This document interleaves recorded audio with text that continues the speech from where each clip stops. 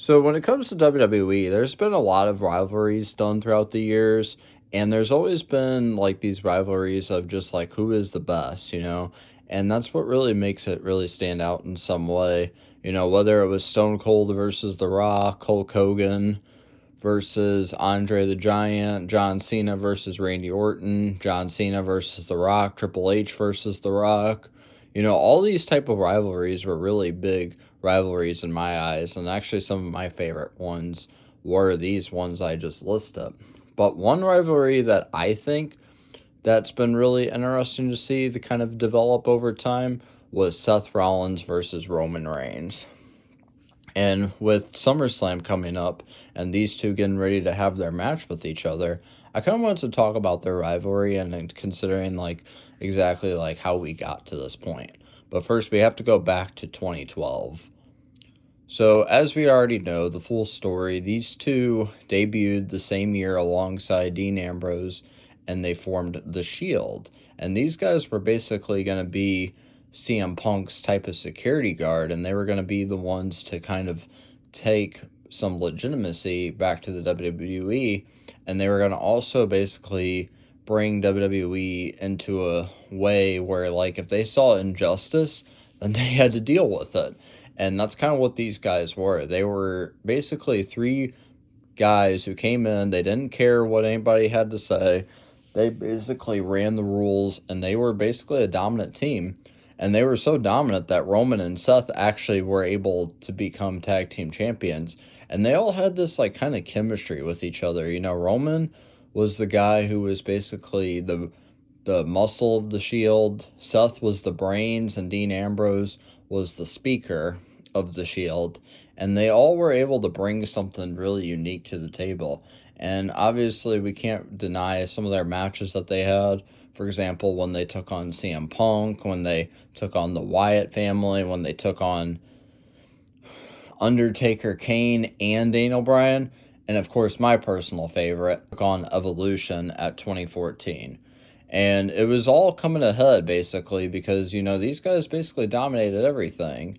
Yeah, sure, when they were making their names known, we already knew, like, these guys were going to be the face of the WWE at some point. Somebody in this group was going to be the guy to carry the company. But then, as we already know, they basically get to 2014, and Triple H is coming out, and he's basically like, I already have a plan, and I already know how to plan accordingly. And so this is what led to Seth Rollins turning on the Shield. And I'll never forget this night. When this night happened, guys, I was so shocked because in my mind, I'm thinking these guys were literally just on top of the world, and Seth is throwing it away. It's because Seth cashed in. He wanted to turn out and basically take the easy way to become the top guy. And even in 2026, this effect of Seth turning on the Roman and Dean is still being felt to this day. Like, that's how big this really was, because it was something that really a lot of people weren't seeing coming. But because of just how big they were, Seth actually did say he wanted to become a top guy, but he couldn't do it if he was sharing the spotlight with two other guys. And he actually even did say that it was very hard, like, having to do this because of the fact that they were able to get to where they were and, like, able to kind of, like, tell some stories, like, being at the top of the game with Roman and Dean. So, yeah, I mean, it was a pretty shocking moment to say. And so, of course, like, as we already know, like, these guys basically went their own separate ways. Dean and Seth kind of were feuding with each other for a while Roman was still trying to figure out his own character. And this is actually what pushed Roman to become the guy, basically, because Vince McMahon saw that Roman was going to be the guy, and he put all of his chips on Roman Reigns. But the thing with Roman was it just wasn't working in terms of, like, his character and just kind of overall, like, his entire, like, personality and just, like, anything that Roman did, like, the fans did not want. They booed this man so hard out of the Royal Rumble in 2015 when he won it because of just the fact that they rejected Roman so bad. And Seth was also able to obtain the Money in the Bank briefcase. He was also able to take on guys like Brock and Cena, and he was able to try to, become something of a name for himself, because Seth seemed like he had more promise during this time, while Roman was still trying to be pushed as this guy. So then we get to the WrestleMania main event, and this is when the first start in their rivalry actually happens. Seth comes in, cashes in on Roman and Brock in the middle of their match. He curb stomps Roman in the middle of the ring, 1, 2, 3, and he stole the championship. The heist of the century, as we like to call it. And this was one of the most shocking things, because the thing was the fans loved it. They loved seeing that Seth was able to beat Roman Reigns. And, Seth became the guy. He became the champion. And then he got taken out because he was doing a match and he had an injury that led him to be taken out of action for a while. So then Roman ended up winning the championship that he was supposed to win back at WrestleMania, until finally Seth came back and he claimed that he wanted to have a championship match against Roman.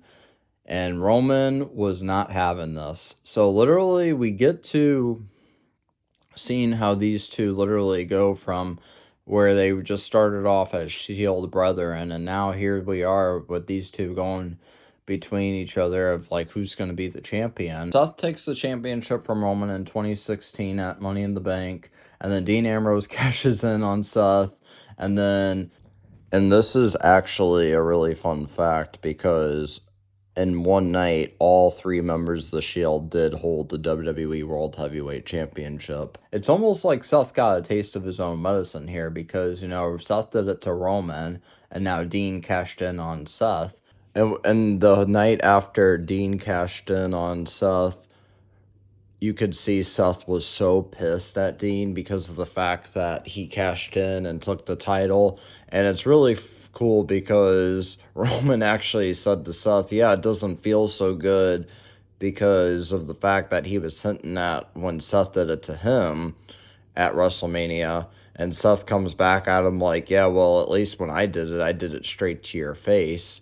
So it was really funny to see, and just honestly really heartbreaking in a way as well, because of just like seeing these guys who are all once together in a team all arguing over like who's going to be the guy. But realistically, that's what this led to overall, because of the fact is WWE is meant to be like a show where we get to see like who's going to be the top star, who's going to be the one to be the face of the company. And this led to a triple threat match between the three of them, a Shield match, if you will, which I'm still kind of a little salty that we didn't get to see this match at WrestleMania, because I feel like these three all should have had a main event WrestleMania match like together. It just would have been so cool to see, just because of the simple fact that they all started in the company, and then like they all could have had their final match all together. So that would have been really neat to see. But yeah, so as we see, for a minute, these two weren't really with each other for a minute. Like, yeah, they were kind of making appearances with each other here and there. There was even a point where they teamed together on a Raw and SmackDown like type of like Survivor Series thing. They did bring the Shield back a couple of times, which it just kind of was like, no, like just no, please stop. And I do like the Shield, but it was just kind of like there was points where it just kind of kept like breaking up, then bringing it back, breaking up, then bringing it back, breaking up, then bringing it back, and like it just kind of was too much at one point. And these two weren't really feuding with each other as much. Like, yeah, sure, they were still cool with each other. Seth was still doing pretty well though, because he went through a different bit of character changes as well. He went from being the Monday Night Messiah, he became a visionary, he became a revolutionary, he became Seth freaking Rollins. And Seth would always come out with these outlandish outfits. And in a way, you can kind of tell Seth was actually having a lot of fun with what he was doing. And of course, Roman was still kind of just trying to figure out who his character was as well. And he did come out about his whole leukemia thing around this time as well. So the fans definitely did have more sympathy for him in terms of like who he was and like what he was doing. Because at the end of the day, Roman was just showing up to do his job. But then we get to 2020. As we already know, the world goes on shutdown. And WWE kind of was in a weird limbo state. And Seth wasn't really doing much in terms of this time. I mean, yes, he was able to kind of be able to like feud with certain guys, and he was able to like tell good stories, but he wasn't really doing anything. And Roman actually wasn't in the WWE for a minute because of the whole leukemia situation, COVID, and then finally we get to August of 2020. Roman comes back. He's the tribal chief now, and now he's essentially this guy where he's going to be basically coming in and saying, no, I'm not the big dog anymore. I am the guy now. Like, I'm Roman Reigns. I'm the tribal chief. I'm going to destroy everybody in my path. And we finally get to Royal Rumble of 2022. These two finally meet face to face again. And seeing these two reunite, it was really funny because I think even Roman was looking at Seth like, who are you? Like, I don't even recognize you pretty much because of Seth's whole new gimmick and like how he went through this like character change and character shift.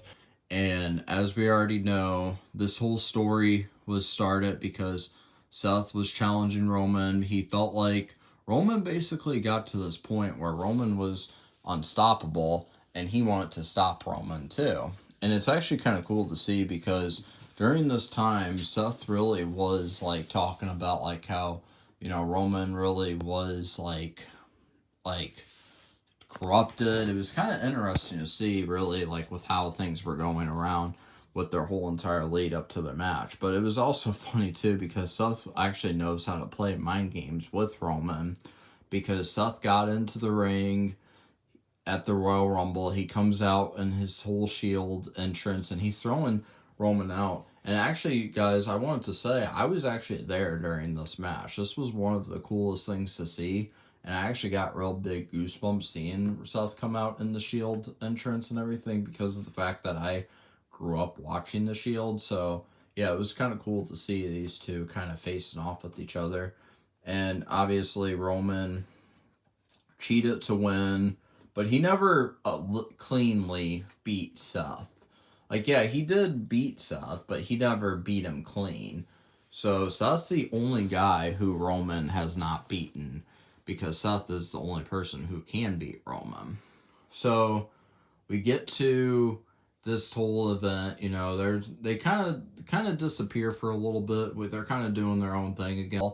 Even in 2024, like when Cody won the Rumble and he had to choose between Roman or Seth, it was kind of neat to see how Seth Rollins actually had a lot of respect for Cody, and he really thinks like he should have went for Seth instead of Roman.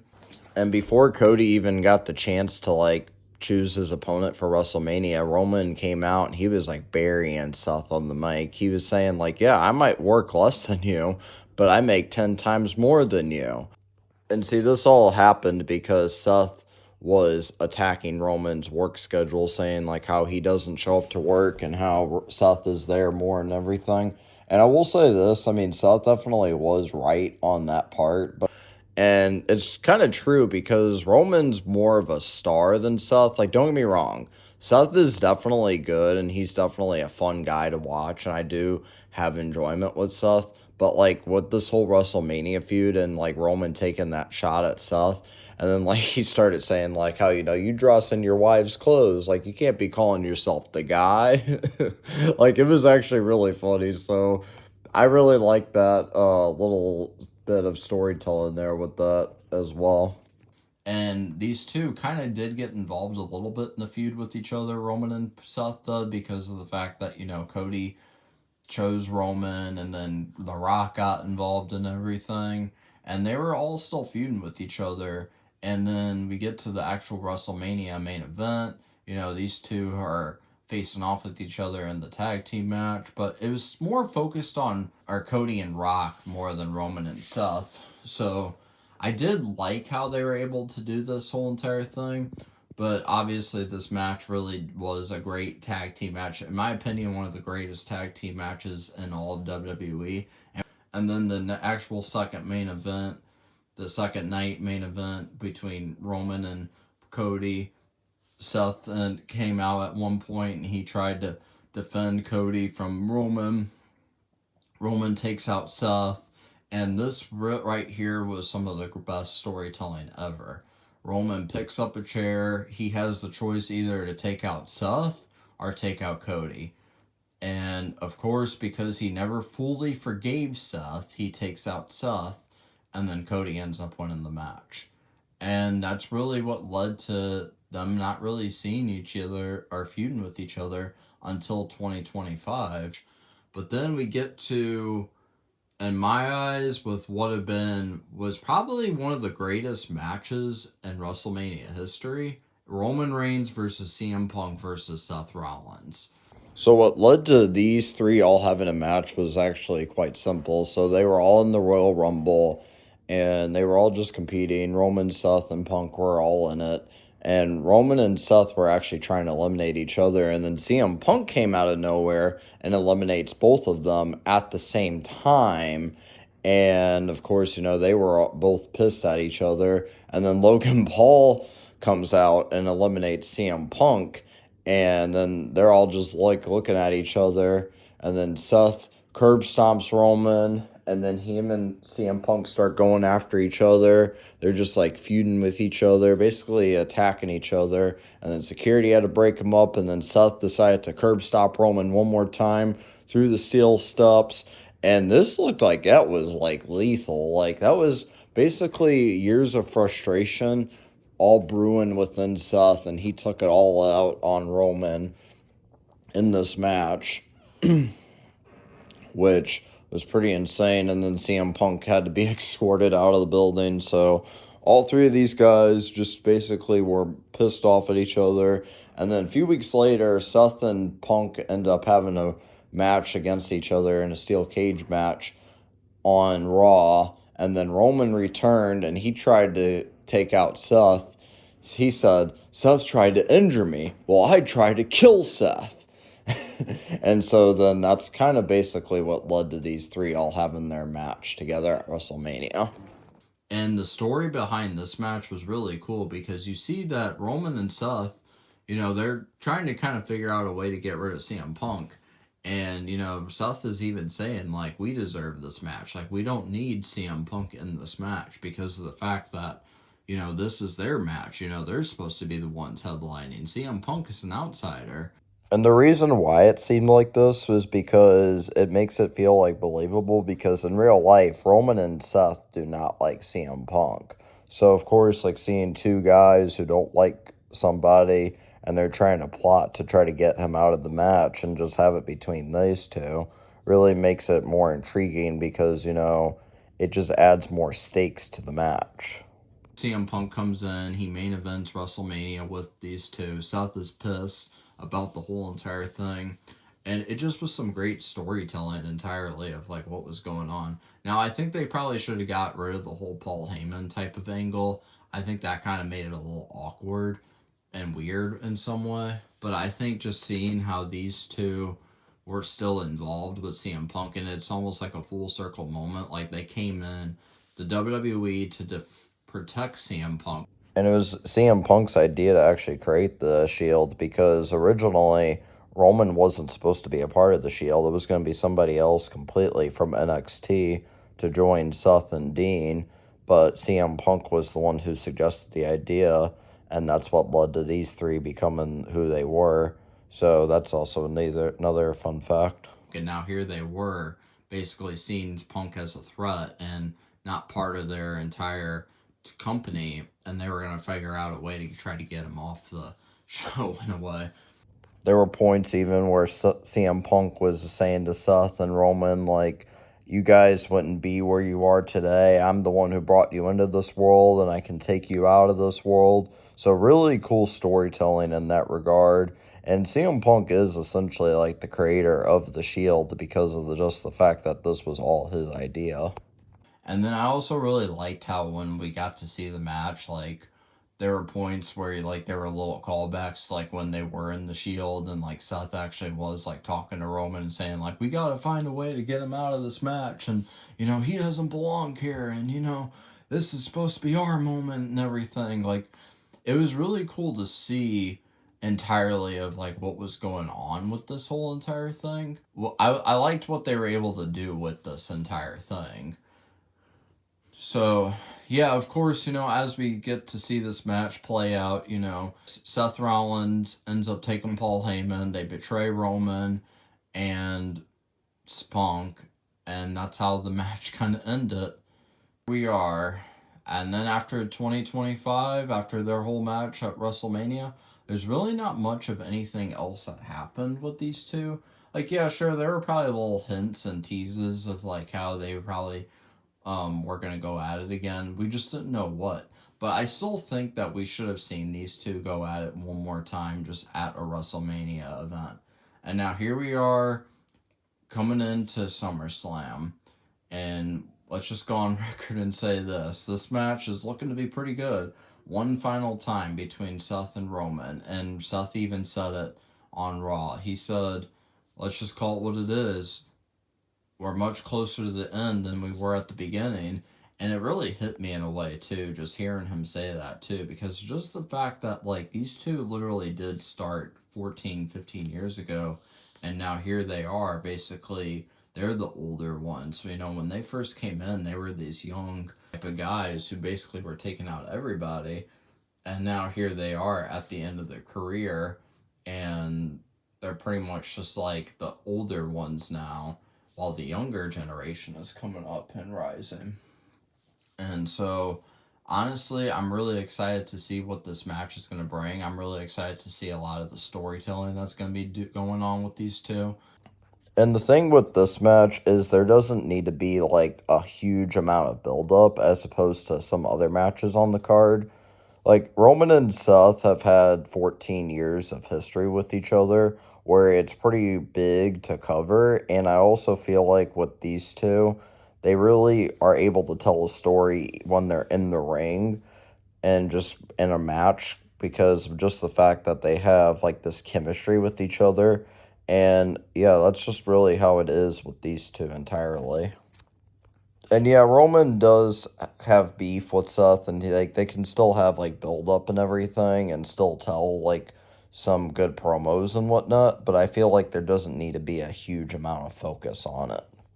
And this one promo that they had leading up to their SummerSlam feud, Roman like destroyed Seth on the mic. Like, yeah, sure, Seth definitely was calling Roman out, saying like, "Oh hey, like all my woes are out." Going against your OTC chance, but literally Roman said, yeah, well, hey, look at it this way. You may have been able to hold on to this championship, but every time you hold on to this championship, you get injured because you can't carry the weight of being the top guy. And that's why they always have me be the guy. And then the fact that this dude literally said, and they have your daddy Triple H, your work daddy Triple H in charge, and you still can't get the job done. Like, Roman cooked Seth on the mic. He literally was not showing any mercy. And honestly, I mean, I know that Seth, and all Seth really came back with was, yeah, tell me, Roman, tell me I don't work as much as you, tell me all this. And really, it's really funny because I think Seth kind of knew Roman won the battle on that one because there just was no way Seth was recovering after that one. Now, Seth can always come in and say, like, you have your tribal chief and, you come in with your bloodline and everything. Like, he could use the same old thing all he wants, but Roman, I think, is going to get him on this one because, like, that was pretty insane that Roman even said that. And of course, Seth took that cheap shot, and this is still really kind of neat to see. I think these two might actually be able to save SummerSlam personally, just like how Roman and Punk saved WrestleMania Night 2. But let me know down below in the comments, like, what do you guys think about Roman and Seth's rivalry entirely? Is it one of your guys' favorites? Because honestly, in my opinion, I'm really gonna be sad once these two are done with each other. Like, once they're both done, like, retired, because of just the fact that I grew up in a way watching these two. So for me, it's going to kind of hit more home for me to just know that, like, man, like, they're really done. because of just the simple fact that these two were able to kind of bring WWE into a different era. And honestly, without these two, I don't know where WWE would have been.